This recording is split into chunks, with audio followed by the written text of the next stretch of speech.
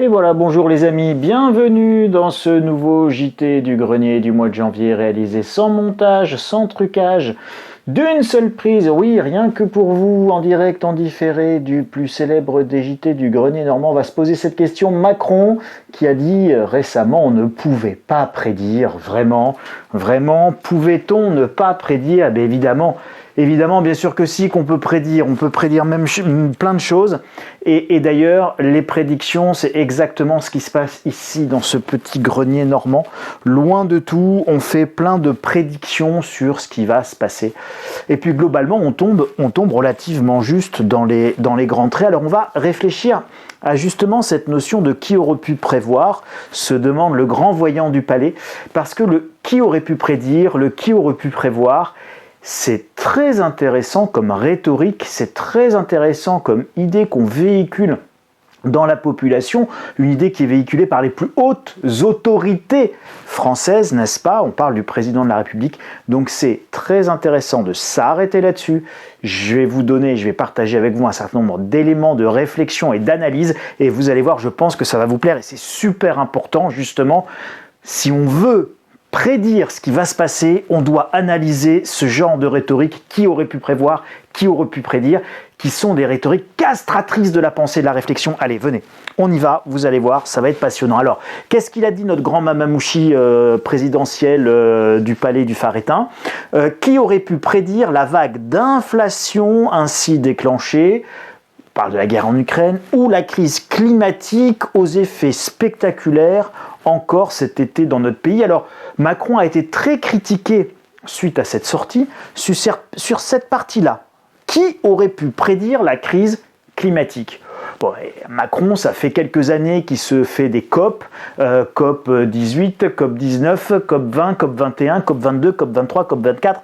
Donc on peut penser qu'il est objectivement, raisonnablement au courant de la notion de crise climatique. Je pense que le sujet n'est pas là. On s'est vraiment focalisé, vous savez, c'est l'histoire de la poutre et de la paille. On se focalisé sur la paille. Oui, il a dit, qui aurait pu prédire la crise climatique?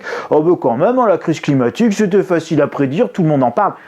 Et donc vous avez quelques-uns de ces ministres qui sont intervenus et qui ont dit « Mais non, on précise la pensée présidentielle, la fulgurante pensée présidentielle. » Il ne parlait pas de la crise climatique.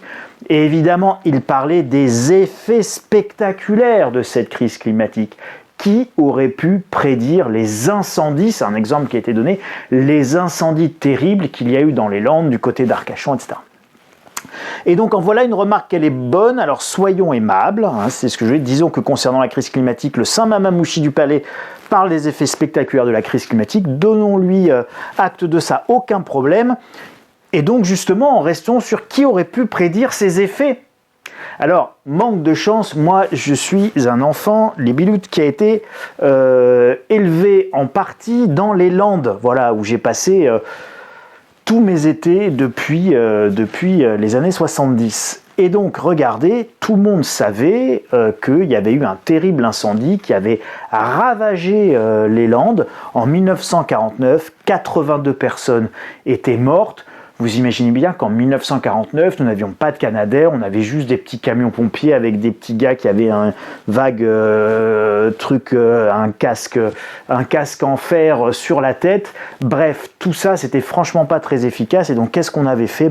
On avait surtout contemplé les morts et on avait contemplé la forêt brûlée pendant des semaines.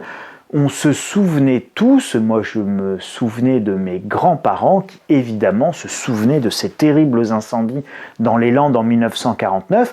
On s'en souvenait de mémoire d'homme et cette mémoire de ces événements m'a directement été transmise par ma mamie. Et donc, regardez, à la sortie justement de ces incendies, si vous pouvez aller sur le site de l'INA, l'Institut National Audiovisuel, qui aurait pu prédire? L'INA. Regardez les archives. Bon, ma mamie aurait pu le prédire, tous ceux qui habitent dans le coin à peu près auraient pu le prédire, toutes les associations du coin qui s'occupent un petit peu de la forêt, de la gestion forestière, etc., savaient très bien qu'on n'entretenait plus nos barrières coupe-feu, que nous n'avions plus de politique de barrière coupe-feu. Et donc, vous avez un reportage, attention au feu, 22 juin 1965, je vous passe le truc, en gros, vous lirez si vous voulez, mais ils vont étudier avec les propriétaires forestiers les solutions pour la sauvegarde de la forêt landaise, la remise en valeur des landes de Gascogne. Il est décidé la création de coupe-feu, donc de pare-feu, dont nous voyons la construction dans la vidéo de 1965, qui pouvait prévoir, tout le monde depuis 1965, des bulldozers tracent des pistes plus ou moins larges, compartimentant ainsi le massif forestier. 46 000 km de pistes quadrilleront le massif landais. Voilà ce que c'est que prévoir. Parce que prévoir dans une immense forêt un énorme incendie, eh bien oui, ça va arriver, ce n'est qu'une question de temps. C'est une certitude. Vous aurez un incendie dans des forêts. Il sera intentionnel, accidentel, la foudre, un avion qui tombe, une voiture qui prend feu, un camion qui... Peu importe la raison, vous ne connaissez pas la raison, c'est ce qu'on appelle, vous savez, les inconnus connus ou les inconnus inconnus. Vous ne savez, là, on est typiquement dans une inconnue connue. Nous ne savons pas ce qui va déclencher le feu, mais nous connaissons le résultat. Nous savons qu'il va y avoir un incendie. Donc c'est une inconnue connue. On sait ce qui va se passer, on ne sait pas quand, on ne sait pas comment, mais on sait ce qui va se passer et on le savait depuis au moins 1949. C'est une immense forêt avec des arbres immenses, vous avez vu tout ça cet été. Quand ça brûle, c'est des résineux, c'est des pins, les flammes peuvent faire 100 mètres de haut. Vous ne pouvez pas éteindre ce type d'incendie, même avec des canadaires, parce que ça brûle trop. Et un canadaire, c'est comme si vous arriviez au-dessus de votre feu de cheminée incandescent et que vous jetiez un petit dé à coudre d'eau. Voilà, ça peut paraître impressionnant, un canadaire. Vous pouvez ralentir, vous pouvez orienter peut-être éventuellement un petit peu le feu, mais vous avez un mal de chien à l'éteindre, évidemment, dans ce type de massif forestier. Donc, la seule chose, c'est d'avoir des compartiments étanches et donc des pare-feux, des coupe-feux. Et pour tous ceux qui, dans les Landes comme moi, ont marché dans ces coupe-feux ou dans lesquels on s'enfonçait avec du sable, etc., parce que c'est très sableux et sablonneux, eh bien évidemment, on savait à quel point on avait chaud. Alors, oui, autre chose, donc vous avez vu, donc il parlait de deux choses. Qui avait pu prédire les effets climatiques désastreux? Voilà, je viens de vous démontrer que on pouvait largement les prédire, d'accord? Tout le monde savait. Voilà, tout le monde savait. Tout le monde savait que ces incendies arriveraient, comme tout le monde savait que nous n'avions pas suffisamment de canadaires et que nous n'avions pas de canadaires basés pour un départ de feu, parce que les canadaires, ça marche très bien au départ de feu. D'accord? Donc quand le feu est très restreint, on envoie un canadaire et là, par contre, le dé à coudre, c'est pas un dé à coudre, c'est un gros seau d'eau et ça fonctionne très très bien. Encore faut-il que le canadaire n'arrive pas dans les 2, 3, 4, 5, 6, 10 heures, mais qu'il arrive extrêmement rapidement dans la première demi-heure, dans la première heure, et donc il faut avoir des canadaires en alerte. Nous n'avions pas de canadaires à Bordeaux et du côté de Bordeaux, donc évidemment le feu a pris et après on n'a pas pu l'arrêter. Alors qui pouvait prédire la guerre en Ukraine? Bah oui, tiens, et l'inflation qui s'en suivrait. Alors tout le monde pouvait prédire la guerre en Ukraine et à peu près tout le monde, notamment dans les cercles de pouvoir, d'accord, je ne parle pas de tout le monde, nous la population, le standard, le Pékin moyen, non, mais ni même l'économiste de grenier, mais parlons quand même des mamamouchés. Bien regardez ce qu'a déclaré Angela Merkel, c'était après avoir quitté le pouvoir, en parlant des accords de Minsk, les accords de Minsk, donc des accords de Minsk dans lesquels on retrouve les Américains, les Européens et donc notamment évidemment la France. Dans une interview au journal Die Zeit, l'ancienne dirigeante allemande explique que les accords de Minsk n'étaient qu'un moyen pour l'Ukraine de se renforcer militairement. Comprenez que c'était nous qui étions en train de lui livrer du matériel et que c'était nous qui étions en train de former son armée, ses militaires, ses troupes, d'organiser, de structurer tout ça. Et pourquoi? Eh bien, afin de se préparer à un conflit qui était inévitable. Ce que Merkel savait, Macron ne pouvait pas l'ignorer, donc évidemment, il pouvait le prédire, sachant que le conflit était inévitable selon Angela Merkel, qui avait quand même dû en discuter entre la poire et le fromage avec Manu. Se préparer aux conséquences était tout de même une évidence pour un chef d'État. Donc évidemment, si on sait que la guerre est inévitable, on s'y prépare. Bon, ben, quand on s'y prépare pas, ben, ça donne ce que ça donne aujourd'hui, et puis ça a donné ce que ça a donné en 39-40. Alors, qui aurait pu prédire la guerre en Ukraine, mais qui aurait pu prédire cette inflation, hein, souvenez-vous, c'est ce qu'il dit le père Macron là, d'accord? Qui aurait pu prédire la vague d'inflation ainsi déclenchée? Bon, alors, ceux qui suivent le grenier, puis vous pourrez regarder toutes les vidéos qui traitent d'inflation depuis plus de 2 ans sur ma chaîne YouTube, enfin sur la chaîne YouTube Le Grenier de l'Écho, sur laquelle vous êtes. Le 12 septembre 2021, il pensait que c'était impossible, et pourtant l'inflation à 10% pour Noël. Voilà, on y est, c'était facile à prévoir. Inflation, le retour, comment éviter la ruine, une vidéo de mai 2021. Ce que l'on peut deviner dans un grenier, aurait dit Alain Gillot-Pétré, on le sait, se sait à l'Élysée. Voilà une petite maxime tout à fait Gillot-Pétresque. Ce que l'on peut deviner dans un grenier se sait à l'Élysée. Et oui, sauf que quand même, soyons honnêtes, le pauvre Macron, qui aurait pu prédire, mais Macron, il lui manque un truc. Et moi, j'ai des outils très très spéciaux, très particuliers. Je vous présente, voilà, une image, enfin, de mes poules de cristal, une photo. Dans le grenier, il y a les poules de cristal et pas à l'Élysée. Alors n'en veuillons pas à notre pauvre Macron qui ne voit rien venir et qui ne peut rien prédire, sauf quand ça lui est enfin tombé sur le coin du nez et qui sent le choc du problème sur sa tête. En attendant, évidemment, nous, on a les poules de cristal. Alors, on a des poules dans le cristal et des poules qui lisent dans le cristal. Voilà, vous choisirez votre poule préférée. Les légendes du « on ne pouvait pas savoir » contre toute attente. Qui aurait pu prédire ? On ne s'y attendait pas, c'était pas possible. Bon, tout ça, c'est évidemment Carabistou Isébilvezé, n'est-ce pas? Oui, les gros mots étant interdits sur YouTube, il faut faire très attention à son langage.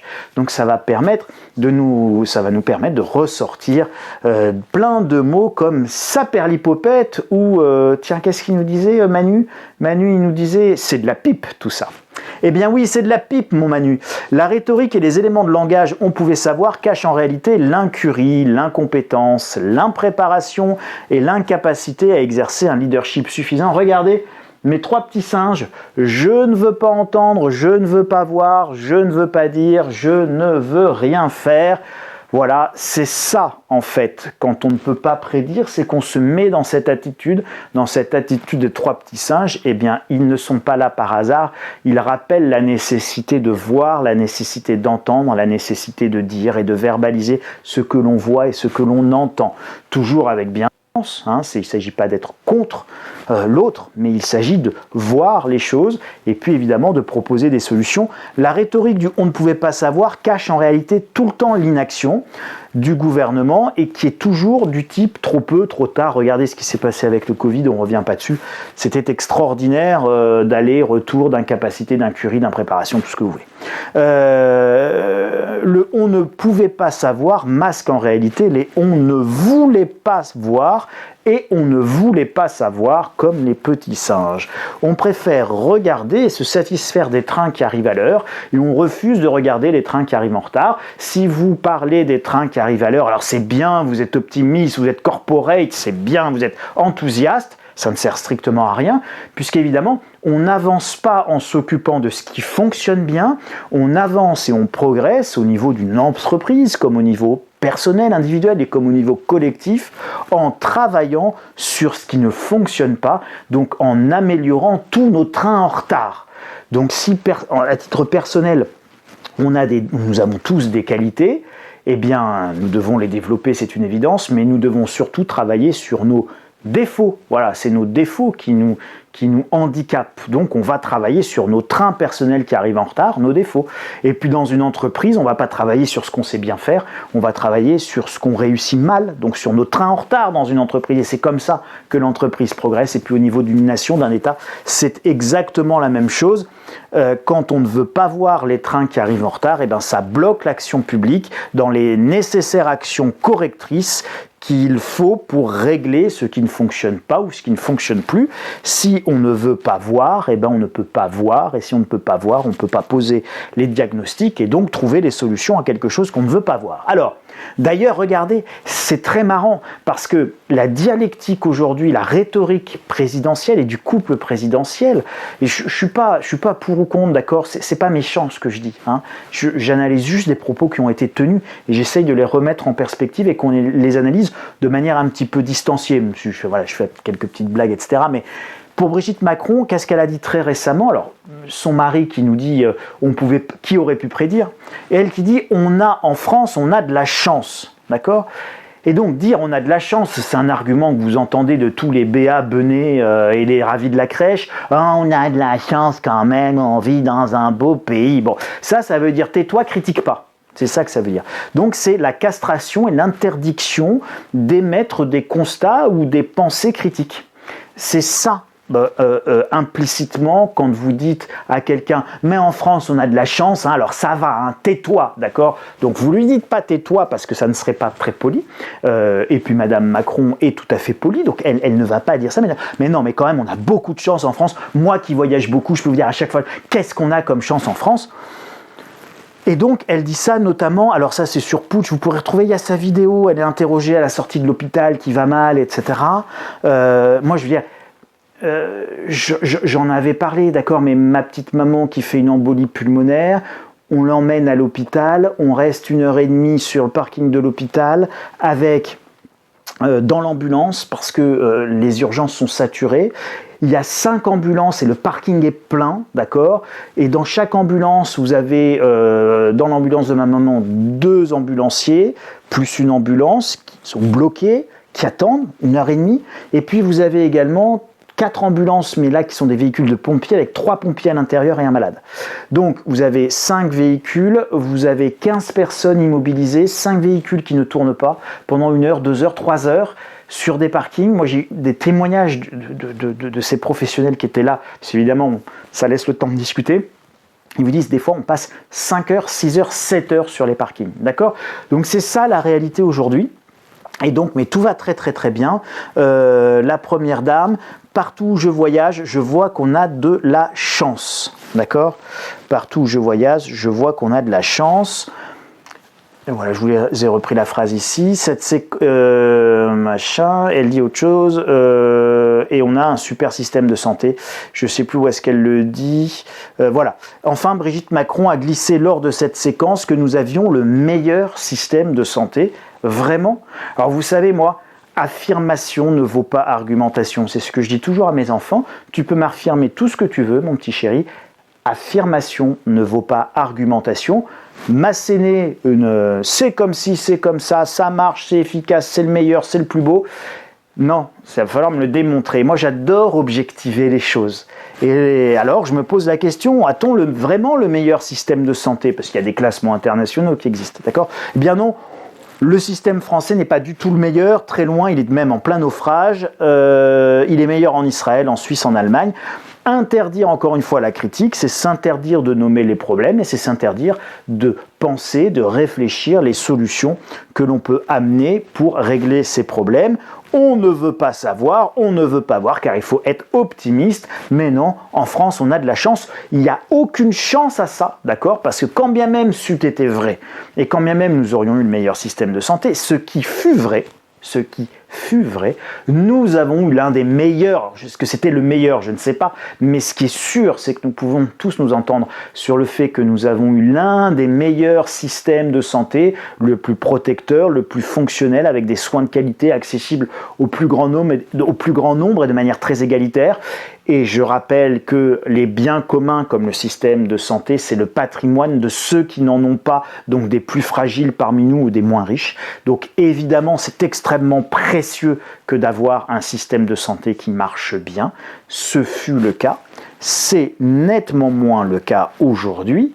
Et tous ceux qui sont confrontés à notre système de santé savent très bien qu'il est en plein effondrement. Ça ne sert à rien de le cacher. Et ce n'est pas lié, oui, c'était ça que je voulais dire, ce n'est en aucun cas lié à la chance, parce que ce système, il avait été construit. On avait construit des universités pour former des médecins, on avait construit des systèmes de formation, on avait construit un système médical, on avait construit un maillage d'hôpitaux, on avait construit, payé, financé, bâti avec une vision sur des décennies notre système de santé.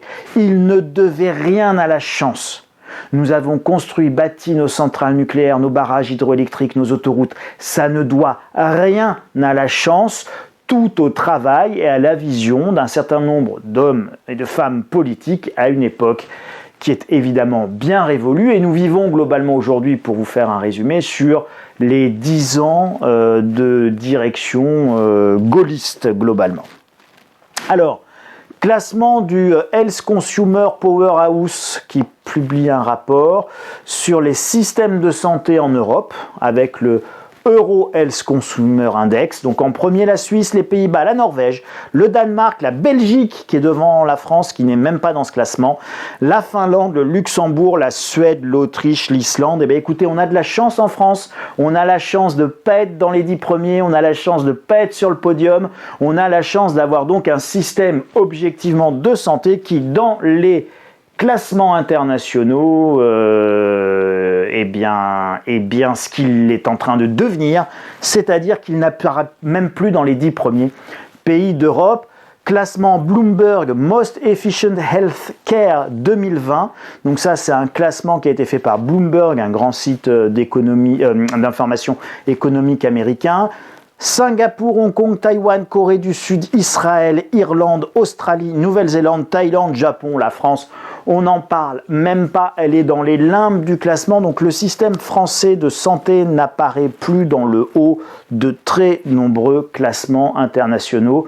Désormais, le naufrage est acté par les classements, donc notre première dame, aussi sympathique et aimable soit-elle, elle peut toujours nous dire « Bon, on a quand même vachement de la chance, nous, en France, avec notre système de santé. Plus je voyage dans des pays où il n'y a pas de système de santé, plus je pouvais dire quand même, on arrive à avoir un médecin en France quand on a de la chance et quand on ne meurt pas déshydraté de soif au bout de 5 jours parce qu'on a été oublié dans une chambre d'hôpital à Dijon et qu'on s'était juste cassé le col du fémur. » Vous savez, c'était l'histoire qui était arrivée et donc je peux vous dire que de sources sûres, ça arrive toutes les semaines, tous les jours, partout dans tous les hôpitaux français.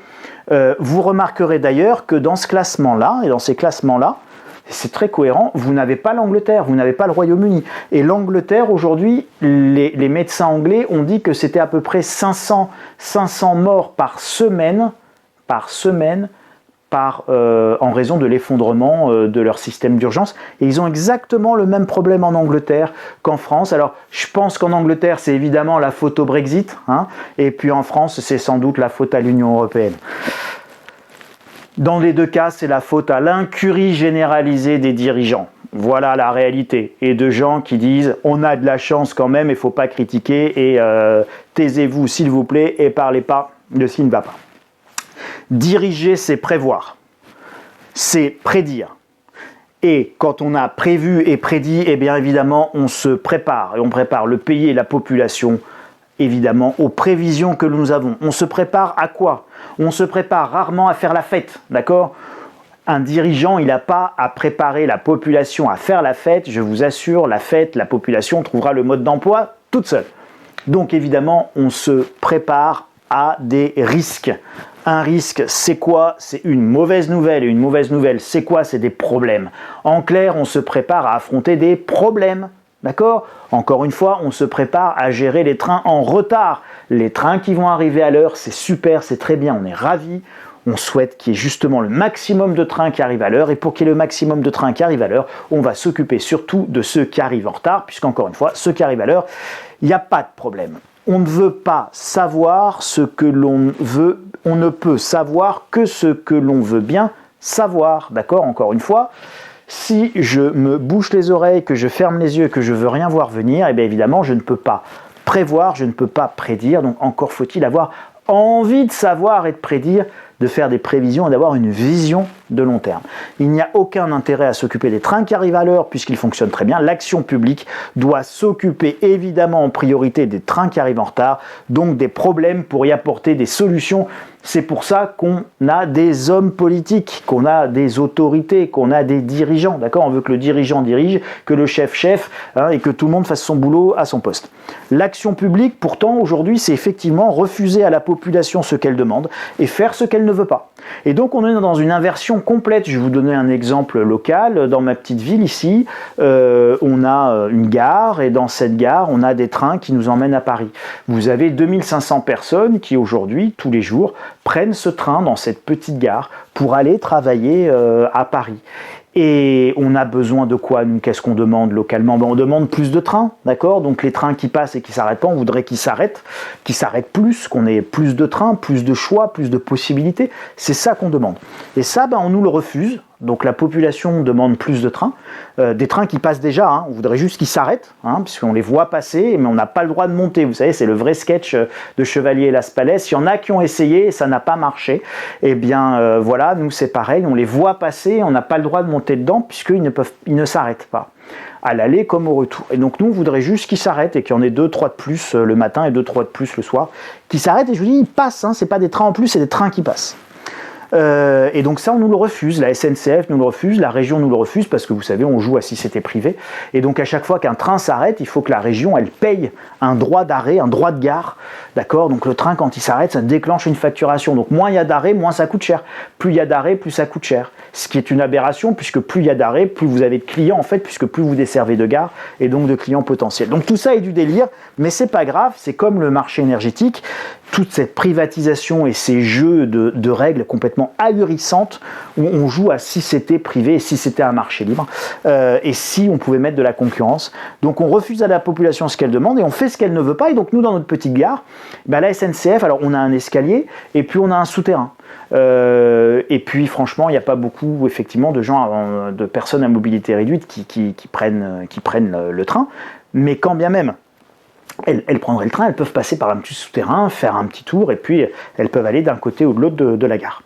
Mais non, c'est pas aux normes ça. Donc en fait, on nous supprime l'escalier souterrain qu'on a d'un côté, et on nous remplace ça par une immense passerelle. Alors aujourd'hui, pour vous donner toujours le petit exemple, on a 20 marches à descendre et puis 20 marches à monter pour passer d'un côté de l'autre de la gare.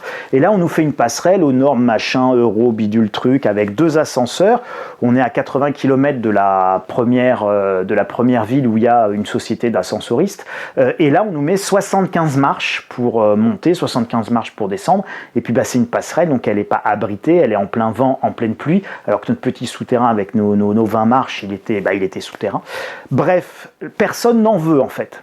Et ça coûte 7 millions d'euros ou entre 7 et 10 millions d'euros.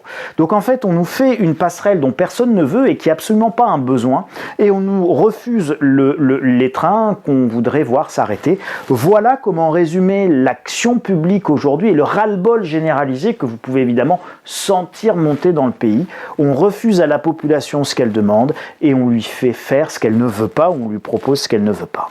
Alors, que peut-on prédire avec certitude? Voilà, faisons un petit exercice ensemble. Qu'est-ce qu'on peut prédire avec certitude pour les années qui viennent? Eh bien, vous savez quoi? Il y aura des sécheresses. Il y aura des sécheresses, il y aura donc des incendies, il y aura donc des manques d'eau. Il nous faut donc des forêts adaptées avec des coupe-feux, des pare-feux, d'accord? Il nous faut des moyens d'extinction parce qu'on aura des incendies. Alors il nous faut des pompiers, des hommes et puis du matériel, des avions, des camions, etc. Il nous faut des réserves d'eau prépositionnées. Bon. Et puis il nous faut des réserves d'eau aussi pour l'irrigation des cultures, parce que qui dit sécheresse dit il n'y a plus rien à manger si on ne peut pas arroser. Donc il va falloir construire, bâtir des réserves d'eau, des réservoirs, de l'irrigation, un système pour gérer les sécheresses qui vont venir et s'amplifier dans les années et décennies qui viennent. Il y aura des crises économiques, de la même manière qu'après la pluie vient le beau temps, après le beau temps vient la pluie. Donc après l'expansion, il y a la récession. Et donc ces crises économiques, elles nécessiteront toujours de dépenser plus pour de la protection sociale, et avec moins de recettes fiscales, puisqu'il y a une crise économique, donc il y a moins d'impôts qui rentrent. Il faut donc économiser les bonnes années pour pouvoir dépenser les mauvaises. Je peux vous le prédire ça, mais pourtant on ne le fait pas, ça fait 40 ans qu'on ne le fait pas. Il y a le faux marché libre de l'électricité européenne qui va créer une crise sociale de toutes pièces, qui ruine les entreprises aujourd'hui, et dès le 30 juin, tous les particuliers avec la fin des tarifs réglementés du gaz. Et oui, il va falloir aller, mon papa qui a 85 ans, avec son épouse malade, et il va falloir qu'il aille négocier un contrat sur le marché libre avec un opérateur alternatif pour faire tourner sa chaudière à gaz. Cette crise va ruiner les commerçants, les TPE, les PME, et vous savez quoi? Je peux vous prédire que ça va faire augmenter le chômage. La réforme des retraites va créer des grandes manifestations. Si, si, je vous assure, il y aura plus d'essence, les raffineries vont être bloquées, les gars ils vont plus raffiner, il y aura la queue devant les stations-service, on vous expliquera que c'est parce que tout le monde en prend trop et fait ses provisions que là il y a la pénurie, donc vous serez encore rendu responsable de la pénurie, comme à chaque fois, et vous aurez toujours les types doctements qui vous expliqueront après avoir écouté BFM, oui mais ça c'est la faute à ceux qui vont prendre du carburant, bah oui mon chéri, non en fait, tu vois, non en fait, c'est juste la faute du fait qu'il n'y ait pas de carburant qui arrive, d'accord? Donc le fait que je le prenne maintenant, ou qu'on le prenne tous maintenant, si c'est plus réapprovisionné, bah effectivement, il y a une pénurie. Alors la pénurie, elle peut arriver maintenant ou dans 2 jours, mais dans tous les cas, elle va advenir à partir du moment où il n'y a plus de carburant qui sort des raffineries. Donc il ne faut pas inverser les problèmes non plus, mais nous sommes dans une période d'inversion. Nous pouvons prédire également qu'il y aura des grandes grèves, des manifestations, que dans ces manifestations, il y aura des black blocs, que comme d'habitude, les black blocs ne pourront pas être arrêtés avant, qu'ils vont casser des vitrines, surtout des vitrines de banques et d'agences de voyage, et que vous aurez BFM qui filmera ça, je pense, de même que chaque feu de petite poubelle avec des zooms dessus. Tout ça est bien évidemment prévisible. Et donc BFM conclura en nous disant que les grévistes sont méchants, que ça suffit maintenant, il faut savoir terminer un conflit social, en sortir par le haut, et que travailler jusqu'à 65 ans, c'est pas la mort, sauf pour ceux qui ne sont plus en vie.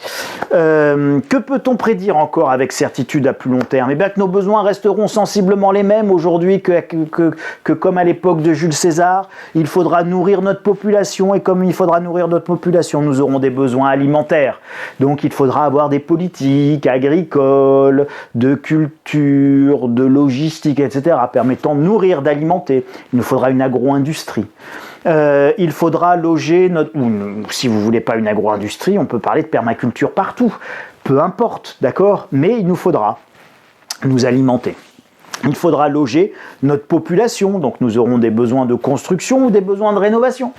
Il faudra nous chauffer, nous éclairer, nous déplacer, notre population comme les flux de produits nécessaires à notre population, donc nous aurons des besoins en énergie. Alors il faut prévoir, construire, bâtir des capacités de production d'énergie, idéalement le plus propre possible, avec des technologies actuelles, et puis continuer la recherche pour avoir des technologies futures. Il faudra soigner nos malades, donc je peux vous prédire que nous aurons des besoins de médecine et de soins, et donc il va falloir reconstruire un hôpital malade, recréer des capacités de soins, de médecins, du matériel, un maillage, pour que tout le monde puisse avoir accès aux soins. Et je rappelle encore une fois que les biens communs sont le patrimoine de ceux qui n'ont rien ou pas grand-chose. Et puis hier comme aujourd'hui, et surtout peut-être encore plus demain, parce que le monde devient de plus en plus complexe et compétitif, eh bien il faudra instruire et former nos enfants, sans oublier nos adultes, et continuer à former, instruire encore et encore, avec une véritable ambition sur les connaissances, le savoir, les savoirs et la culture. Il faudra créer des richesses et répartir ces richesses le plus équitablement. Il faudra faire tout cela, et pour faire tout cela, il faut une vision à 50 ans, et puis cette vision, il faut la partager. Il faut la décliner, on la décline en objectifs, ce que l'on veut, en projets, ce qui nous permet de savoir par étapes comment on va y arriver. On va mobiliser des moyens financiers pour tout ça, et mobiliser les gens, vous, moi. Et ça, c'est complètement possible à partir du moment où ce qui est fait et le projet qui est fait et qui est porté, la vision qui est celle qui sera partagée, eh bien, elle est faite pour nous, elle est faite pour vous, elle est faite pour la population, pour qu'on vive mieux demain, pour que demain soit meilleur pour nous ou pour nos enfants. Donc faire des efforts aujourd'hui, aucun problème, je pense que presque tout le monde peut l'accepter, mais à condition que ça s'inscrive dans une vision qui soit enthousiaste, qui soit porteuse d'espoir et d'amélioration pour nos enfants et d'amélioration de nos cadres de vie. Ça ne veut pas dire forcément plus d'argent, ça ne veut pas dire forcément plus d'iPhone ou plus de consommation, ça veut dire plus de bonheur, et donc ça veut dire choisir ce que l'on fait, encore une fois, croître, et ce que l'on fait décroître. On peut faire décroître une consommation qui n'a aucun sens et qui pollue, et puis on peut faire croître de nouveaux usages, de la culture, des choses que l'on va réparer, des frigos qu'on ne va pas changer, un meilleur habitat, des vies plus douces, en terminer peut-être avec ces énormes villes dans lesquelles on vit si mal, pour peut-être réutiliser mieux notre territoire, etc., etc. Bref, il faut proposer des projets et une vision, et normalement c'est ça l'objectif des campagnes présidentielles, c'est proposer des projets alternatifs et des visions différentes pas uniquement maastrichtienne, plus d'Europe, moins de prospérité, plus de libéralisation, plus de marché libre concurrentiel, moins de retraite, plus de travail, plus d'impôts, plus de guerre et moins de prospérité. Et l'Union européenne est passée d'un projet de paix et de prospérité et d'unité des peuples à un projet mortifère où l'Europe, c'est factuellement la guerre aujourd'hui en plein cœur de l'Europe et c'est factuellement la crise économique en plein cœur de l'Europe. Donc l'Europe n'est plus ni la paix ni la prospérité, elle en est devenue l'antithèse et c'est effectivement dramatique. Donc retrouver notre projet européen idéal, initial, d'unité des peuples, de paix, de prospérité et donc de vie commune partagée, unis. Et c'était d'ailleurs la seule des belles phrases dans la Constitution européenne, c'était peut-être ça, unis dans la diversité. Il y a plein de choses très faciles à prédire. Pour savoir, encore faut-il vouloir savoir. Une fois que l'on sait, il faut vouloir dire. Et une fois que l'on veut dire, il faut pouvoir dire. Donc encore faut-il qu'on puisse faire des constats. Aller faire des constats en Chine si le Parti communiste vous a dit que c'était ça qu'il fallait faire. Le médecin, le jeune médecin qui est mort du Covid et qui avait essayé d'alerter en disant il y a une nouvelle maladie, il y a une pneumonie, les gens meurent, c'est très grave, c'est un nouveau truc, on ne sait pas ce à quoi on est confronté, faites attention. Bon, il avait commencé par être emprisonné, donc encore faut-il vouloir dire, pouvoir dire, et une fois qu'on veut dire, pouvoir le dire est loin d'être évident. L'information, contrairement à ce qu'on dit, l'information n'est pas le pouvoir. Le pouvoir, c'est l'analyse qui peut être faite de l'information. L'information brute en elle-même n'a strictement aucun sens. D'ailleurs, vous n'avez jamais eu autant d'informations et autant d'inculture. D'accord ? Vous avez deux manières de cacher quelque chose. Soit vous le cachez par un silence absolu, soit vous le cachez dans un brouhaha monstrueux. Eh bien, les chaînes d'information en continu, c'est vous cacher les choses par un brouhaha monstrueux avec une information qui chasse l'autre. Donc l'information n'est en aucun cas le pouvoir. Ce qui est le pouvoir, c'est l'information qui permet de prévoir. Ce qui est le pouvoir, c'est l'information qui permet de prévoir. Donc c'est l'analyse et le traitement que l'on peut faire de l'information qui permet de prévoir. Et donc quand on a prévu, ça permet d'anticiper, ça permet de se préparer, ça permet de faire les bons choix. Alors quand on est en finance, ça permet d'acheter les bons actifs. Et évidemment, si tout le monde achète les bons actifs au même moment parce que tout le monde a la bonne information qui permet de bien prévoir, bien les riches ne peuvent pas devenir plus riches. Ça s'appelle la distorsion de l'information. Et donc, si moi je suis capable d'analyser une information de manière plus pertinente que le plus commun des mortels, eh bien je vais pouvoir acheter des actifs qui sont pas chers à ce moment-là. Et puis le temps que les autres comprennent, moi je les aurais eu chers. Et puis eux, ils continueront à me les acheter, je pourrais leur revendre. Et ils feront le rôle de contrepartie et ils viendront les acheter trop cher et à la fin d'un cycle. Et c'est exactement ce qui se passe sur les marchés boursiers. Donc le pouvoir, c'est l'analyse de l'information qui permet de prévoir et pas l'information en elle-même. Voilà ce que je pouvais vous dire sur cette sortie présidentielle qui consistait à nous expliquer que qui aurait pu prédire, eh bien qui aurait pu prédire tout le monde, ça avait été prédit, ici dans ce grenier par les poules de cristal pour l'inflation, la guerre en Ukraine, on savait qu'elle allait arriver, d'ailleurs on s'y préparait, d'ailleurs il y avait des livraisons d'armes, d'ailleurs il y avait des formations de militaires, etc. Tout ça, on le sait de la même manière qu'on sait un certain nombre de choses. Et donc, quand on vous explique que c'est très dur de prédire ou de prévoir en général, et qui aurait su, encore une fois, on cache l'incurie, et en général, quand on vous dit ça, c'est pour vous carabistouiller. Alors, partagez massivement, mettez un pouce bleu. On peut se retrouver sur Twitter, sur @insolentiae. Abonnez-vous au Grenier de l'Écho, activez les notifications et la petite cloche quand il y a une nouvelle vidéo qui arrive, comme ça vous serez prévenus. Pour ceux qui veulent aller plus loin et avoir justement une analyse de l'information plus poussée pour leur permettre d'anticiper, insolentiae.com/boutique, vous vous abonnez à la lettre stratégie. Et puis écoutez les amis, vous prenez bien soin de vous, vous vous préparez évidemment aux problèmes, et les problèmes qui viennent là de manière immédiate, c'est les coûts de l'énergie, donc il faut économiser de l'argent parce que l'énergie va vous coûter cher, en attendant que éventuellement l'Europe réussisse à bouger ou que la France décide de prendre son destin en main et que notre président maréchal Mamamouchi du Palais se décident de dire bon bah écoutez c'est plus possible vos histoires de marché libre, on ne peut pas imposer à tout le monde de payer x5, x6, x7, donc de toute manière on sort terminé, bon voilà on garde l'Europe mais ça on le suspend. Donc en attendant qu'on en arrive là, et je pense qu'on va y arriver après moult péripéties par la force des choses, bah, préparez-vous à payer plus cher et ne vous découragez pas. Et puis bah, préparez-vous aussi à avoir plus de chômage et plus de difficultés économiques, et donc notamment ceux qui sont encore en recherche d'emploi. Hâtez-vous doucement, mais hâtez-vous quand même si c'est sans précipitation, mais hâtez-vous, d'ici quelques semaines, les offres d'emploi vont commencer à se raréfier. Voilà ce que je pouvais vous dire, les amis, prenez grand soin de vous, on se retrouve la semaine prochaine, à très bientôt.